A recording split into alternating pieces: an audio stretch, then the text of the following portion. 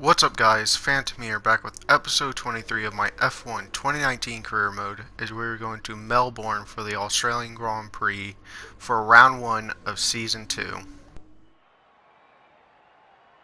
We're just about ready to kick off today's qualifying here in Melbourne.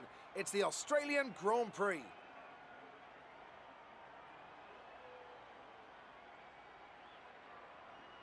And as we wait, poised for the start of what will hopefully be a thrilling qualifying, why don't you tell us, Anthony Davidson, about the things you can do to really get the most out of a car in a session like this?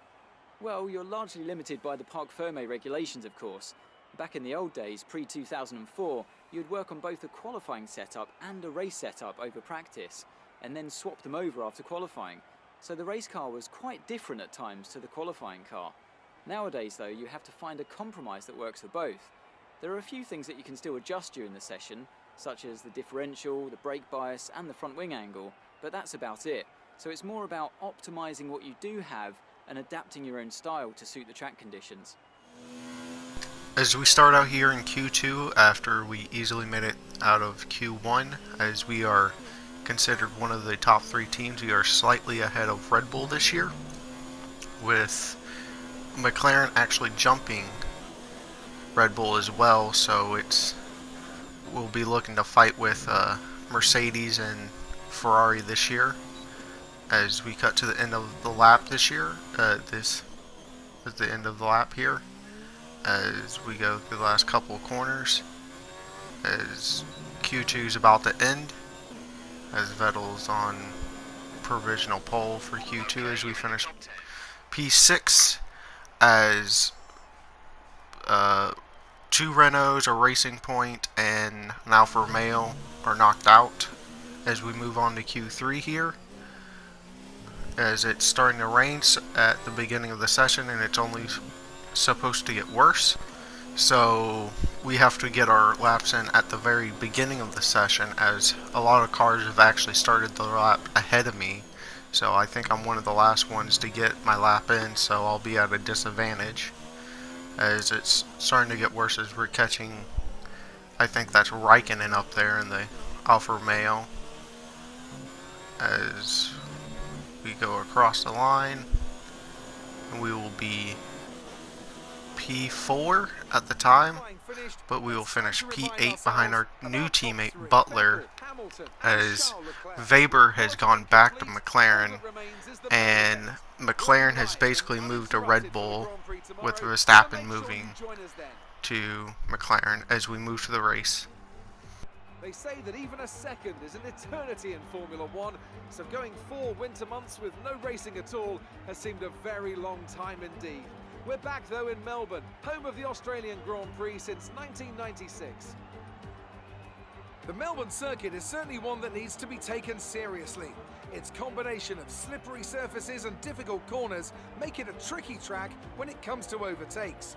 Drivers find it hard to pass and will need to take full advantage of those DRS zones if they want to have any hope of breaking through.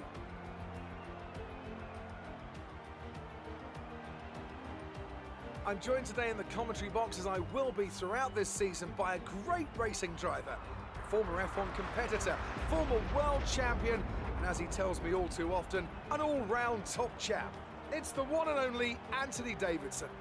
And tell me, here we are, first Grand Prix of the season, first time racing these cars. What are the big questions that need to be answered here, in your view? Oh, thanks, Crofty. It's a real privilege to be here, and I can't wait to see what's in store for us this season. Now, to answer your question, one of the biggest things is reliability. Formula One cars are full of very sophisticated but also very sensitive technology, and this first Grand Prix of the season is going to push them to the limits. So the most important thing today is to stay out of trouble, get to the end of the race and keep everything in good condition.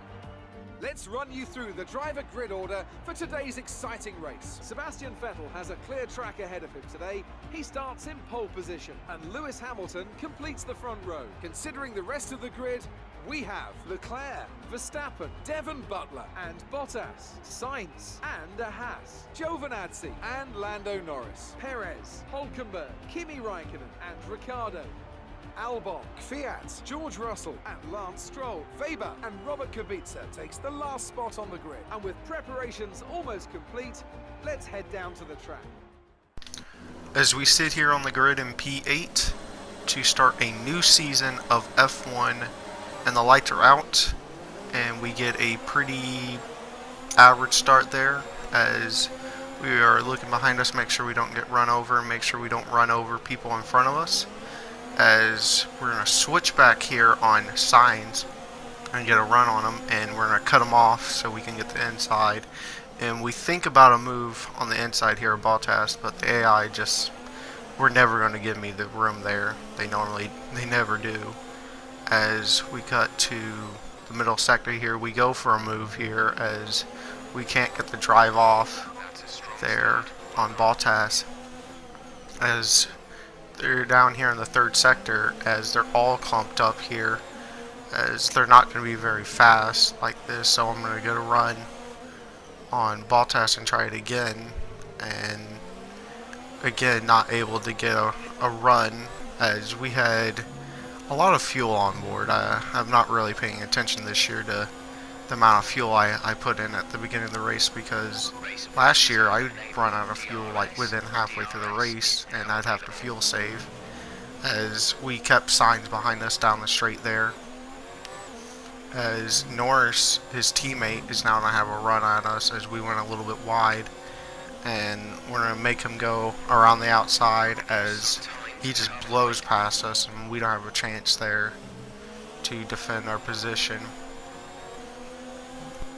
As we cut to lap 5 here, as Hulkenberg, who's probably DNF'd the most in this career mode, has DNF'd once again. This must be his probably 4th or 5th DNF of the career mode. He DNF'd a lot in season 1, as Sainz has a really good run on us after the left-right chicane, and we're supposed to go defensive, and we go a little bit too far in the corner, but we're able to hold it. But he is literally right on us, as we're going to have to go defensive again, as we actually choose to go around the outside this time, as we didn't think he would actually go for the move. As we head into the pit lane after 6 laps, and we almost went into the wall there, as it's 37 miles an hour and you have to brake really early there to not get a speeding penalty, as we make sure nobody comes in behind us, as we leave with basically a 2.5 second pit stop there, as we were going to rejoin in basically last place as P19, as Hulkenberg's retired.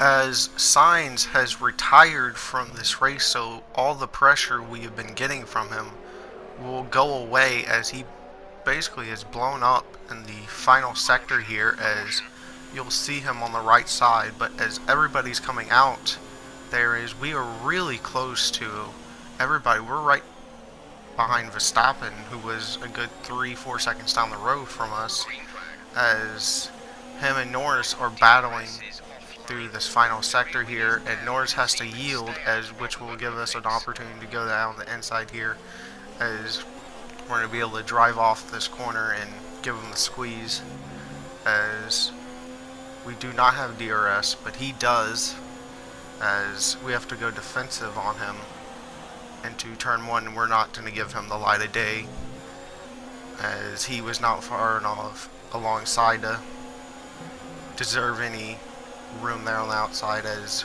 we get a really good run, as we almost wrecked there with Bottas, as we got a really good run on those 3, as Verstappen got held up by Bottas, as now we're going to be looking to overtake Bottas for P5 here on the penultimate lap here, as we have DRS, and we're going to switch from the outside to the inside to make it easy on ourselves, and we're going to run him out of space there, as we get a warning for contact with him, as Lewis Hamilton has won the Australian Grand Prix, so he started where he's left off by winning the championship, and now wins the first race of season 2, as we will come home to finish P5, which is pretty disappointing since we want to be considered one of the top teams.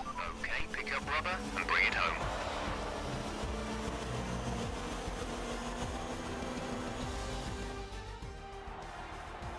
that's it for another Grand Prix and a fantastic win for Mercedes.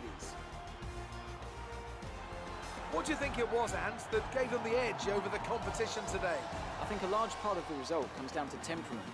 They were able to keep their heads when everyone around them was losing theirs, and that's allowed them to get the best out of the car, to maximise the strategy, and to stay out of trouble.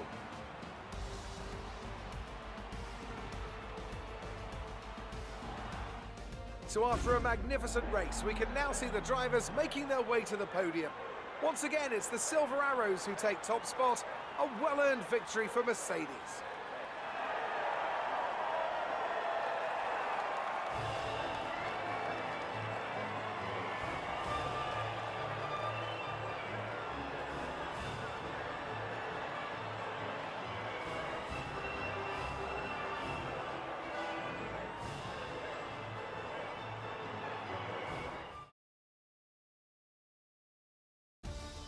So let's review the updated drivers' standings. Lewis Hamilton takes the lead of the Drivers' Championship. After an incredible day of racing, who was your driver of the day, Ant? I think it's got to be Lucas Weber. Time and time again, he proves that he's someone who can quietly get the job done, and that's exactly what he's done today. It's time to see how things are shaping up in the Constructors' Championship. Ferrari take the lead at the top of the table. Well, Ant, an end to another fantastic weekend of racing. Thanks to everyone who joined us, and we'll see you for the next one.